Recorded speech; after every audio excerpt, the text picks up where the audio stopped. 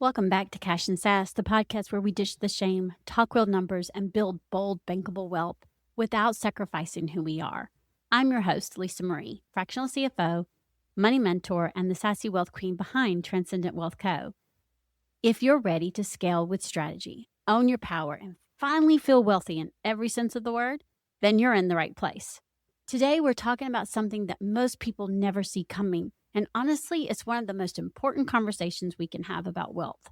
We're talking about what happens when the work you've been doing starts to pay off, when the revenue starts moving, when the business starts responding, when the money actually begins to come in. Because here's what nobody warns you about. That is when the real test begins. This episode is called Building the Internal Infrastructure to Hold Wealth, because you've earned the right to receive it. And if you have ever worked hard for a breakthrough, watched it start to happen, and then somehow found a way to undo it, this is the conversation that is going to name why, and more importantly, what to do instead. All right, let's get into it. Here's a pattern I have watched play out more times than I can count. And for the record, I have lived it myself. You do the work, you get clear, you show up, you raise your prices, you close a launch, you land the client. The revenue comes in more than you have seen before, or faster than you have ever expected, or in a way that feels like the thing you've been working toward is actually starting to happen. And then something shifts, not outside of you, but inside of you. For some women, it looks like spending it down almost immediately, not strategically, not intentionally, just gone as fast as it came in. Because somewhere beneath the surface, a part of you does not believe it is supposed to stay. So it helps it leave. For some women, it looks like shrinking back. Right at the moment when momentum is building, they go quiet. They stop posting. They pull back from visibility. They suddenly feel like they need to slow down, rethink, reconsider. Everything was fine until it started working, and now it feels dangerous. For others, it looks like creating drama, a sudden crisis that requires all of their attention, a relationship conflict that consumes their energy, a problem in the business that materializes out of nowhere right when things were going well. Not manufactured consciously, but not accidental either, because chaos is familiar. And familiar always feels safe even when it is destructive. This is not weakness, though. This is not failure. This is a nervous system that was wired in scarcity, trying to protect you from something it does not recognize as safe. Abundance, success, wealth, receiving. These things feel unfamiliar if you did not grow up with them. And your nervous system's job is to bring you back to what it knows. Now, the work, the real deep lasting work, is building the internal infrastructure to hold something new, to let it stay, to become someone who does not just make wealth, but keeps it, grows it, and is fully comfortable with receiving it. Okay, I want to be direct with you about something because I think it's one of the most important things I can say in this episode. You ready? You can have every external system in place and still sabotage your wealth if the internal infrastructure is not built. I promise it's true. I've lived through it. You can have the savings buckets we've talked about, the contract protections, the clear messaging, the consistent visibility, the strategic pricing. You can have all of it. And if your inner world has not caught up to your outer strategy, the money will keep flowing back out through cracks. Because wealth is not just a financial condition, it is an identity. And identity is not changed by information, it is changed by repetition, by decision, by the daily practice of choosing to see yourself differently until the new version of you becomes the one that shows up automatically. I want you to think about that for a moment. Who is the version of you that holds money and wealth comfortably? that receives payment without guilt, that looks at a growing bank account and thinks, of course, this is mine. This is right. This belongs here. That woman exists. She's not a fantasy. She is the next version of you, and she is built, not found. She is built through the mindset work that we do every single day. She is built through the systems that support her decisions. She is built through the community around her that reflects back what is possible. And she is built through the daily practice of speaking her identity into existence out loud, on purpose, even before it feels completely true. Okay, so let me break down what building the internal infrastructure to hold wealth actually looks like in practice, okay? Because I do not want this to stay abstract.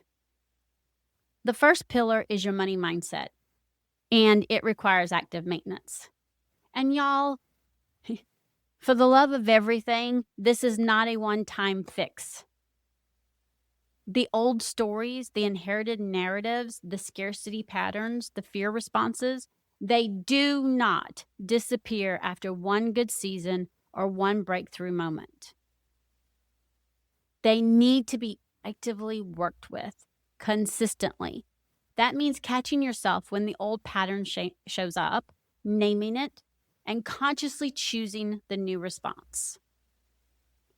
Notice I said, and consciously choosing the new response. I didn't say perfectly, because you're not going to do it perfectly, but you are going to do it persistently.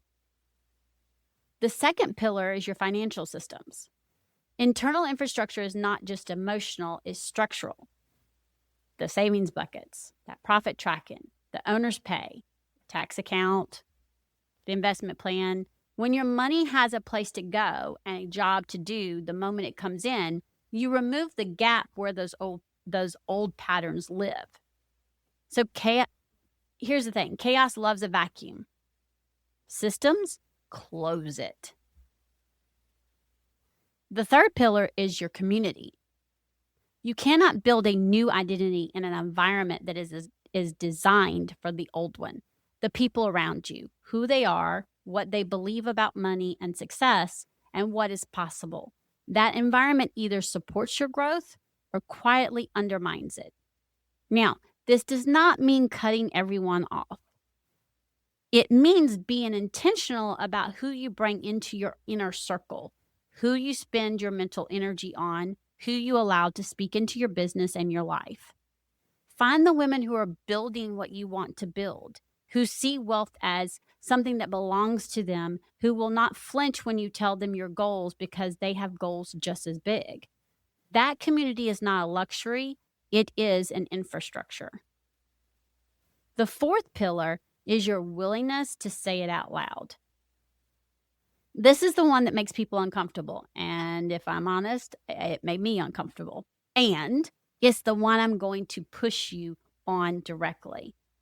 I am a wealthy woman. Say that out loud right now if you can. Did it feel true? Did it feel uncomfortable? Did some part of you want to qualify it with I'm getting there, or I will be, or working on it? That resistance is the work. Because you do not wait until the bank account hits a certain number to claim the identity. You claim the identity and then let the bank account catch up. Wealth is not a destination you arrive at when the numbers are right.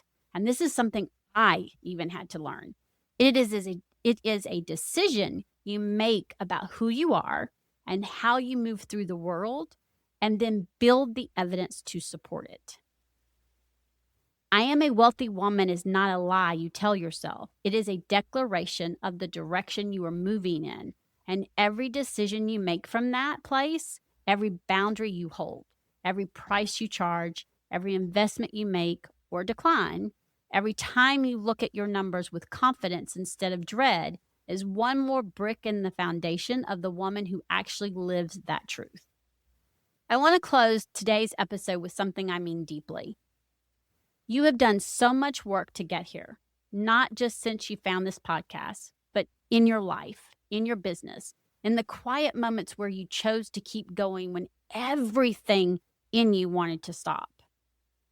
For example, for me, it would be the food stamps and the foreclosures. For you, it could be the moments of choosing which bill to pay, the business you built anyway, the debt you faced with strategy instead of shame, the prices you raised, the clients you released, the visibility you claimed even when it was terrifying. The old stories you examined and decided were not yours to keep. Y'all, that's not small. That's everything. So I want you to acknowledge it. And now I want to ask you to do one more thing. The hardest thing, the thing that is somehow harder than all of the external work combined. You ready? Receive it. And I'm challenging you to do that. And as I say this, I'm also re-challenging myself as well. Receive it. Receive the wealth you have been building toward. Not just the money, although yes, the money too, but the peace, the confidence, the ease, the fun, the feeling of looking at your numbers and knowing you are okay, the experience of running a business that energizes you instead of exhausting you, the identity of a woman who is powerful with money and knows it. Now, please understand, you do not have to have it all figured out to receive it. I'm going to repeat that again. You do not have to have it all figured out to receive it. Y'all, if that was the case, a lot of us wouldn't be receiving it. So again, you do not have to have it all figured out to receive it. You just have to stop turning it away. That is the bridge. And every step you have taken in your business has been building it. So let's finish it. If today's episode hit you, if you recognize yourself in the sabotage patterns or felt something shift when we talked about receiving, I want to invite you to take the next step, the one that moves this from awareness into acceleration. I have an opening for 2 people for 2-week Money Moves Voxer coaching. And this is where we take everything we've been talking about and apply it directly to your business and to your life. For 2 full weeks, you get direct, personalized access to me through Voxer. We look at your numbers, your systems, your patterns, and your identity, all of it. And we build the specific, strategic, shame-free plan that closes the gap between where you are right now and the wealthy woman you have already decided to become. This is not theory. This is your business, your money, your next chapter. If you are ready to stop circling the breakthrough and actually step into it, this is how we do that together. The link to learn more is going to be in the show notes. Go click it, go check it out, sign up, and let's get moving. Because you have done the work, now it's time to receive the result. And as I always say, until next time, remember, confidence and cash are the ultimate power duo. Go check in with your money, and as always, have a fantastic and wealthy day.